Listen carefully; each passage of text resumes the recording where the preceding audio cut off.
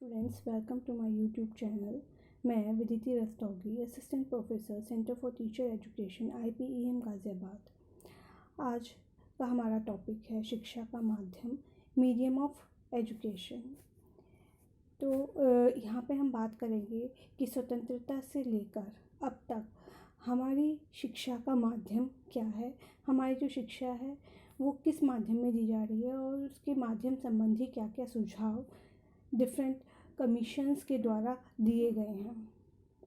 यदि हम बात करें कि भारत में भाषा की कौन कौन सी समस्याएं हैं, तो हम पाते हैं कि 3 समस्याएं हैं। पहली समस्या, राष्ट्रभाषा किस भाषा को बनाया जाए। दूसरी, संघीय भाषा किस भाषा को बनाया जाए। और तीसरी, शिक्षा का माध्यम किस भाषा को बनाया जाए। तो हम इसमें से तीसरी समस्या, शिक्षा का माध्यम किस भाषा को बनाया जाए, इस पर ही बात करेंगे। शिक्षा के माध्यम की समस्या में यदि हम एनालिसिस करें स्वतंत्रता के समय से लेकर, तो स्वतंत्रता के समय हमारे देश में प्राथमिक और माध्यमिक शिक्षा का माध्यम क्षेत्रीय भाषा अंग्रेजी थी और उच्च शिक्षा का माध्यम सिर्फ अंग्रेजी था। इसके बाद स्वतंत्रता के बाद सबसे पहले राधा कृष्णन आयोग आया और उसने उच्च शिक्षा के माध्यम के संबंध में जो सुझाव दिए वो इस प्रकार है कि उच्च शिक्षा का माध्यम स्वीकृत क्षेत्रीय भाषाएं होनी चाहिए। कला वर्ग के कुछ विषयों को तुरंत ही क्षेत्रीय भाषा से पढ़ाया जाना चाहिए। विज्ञान, व्यावसायिक और तकनीकी विषयों की शिक्षा अभी अंग्रेजी भाषा में ही दी जानी चाहिए और क्षेत्रीय भाषाओं में शब्दकोश बनाने का कार्य शुरू किया जाना चाहिए।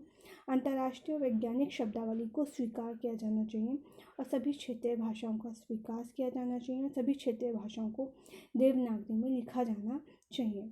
ये सुझाव राधा कृष्णन आयोग द्वारा दिए गए।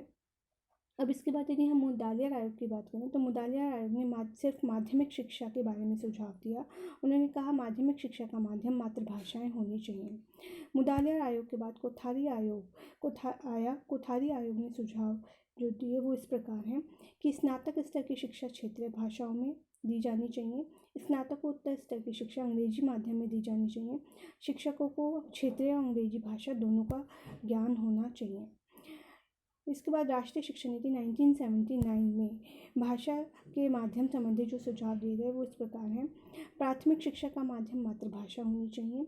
माध्यमिक शिक्षा का माध्यम क्षेत्रीय भाषाएं होनी चाहिए और उच्च स्तर पर विज्ञान और तकनीकी विषयों का माध्यम अंग्रेजी भाषा होनी चाहिए। राष्ट्रीय ज्ञान आयोग ने शिक्षा के माध्यम संबंधी जो सुझाव दिया वो इस प्रकार है कि कक्षा 1 से ही अंग्रेजी को अनिवार्य किया जाए और कक्षा 3 से कोई एक विषय अंग्रेजी माध्यम में पढ़ाया जाए।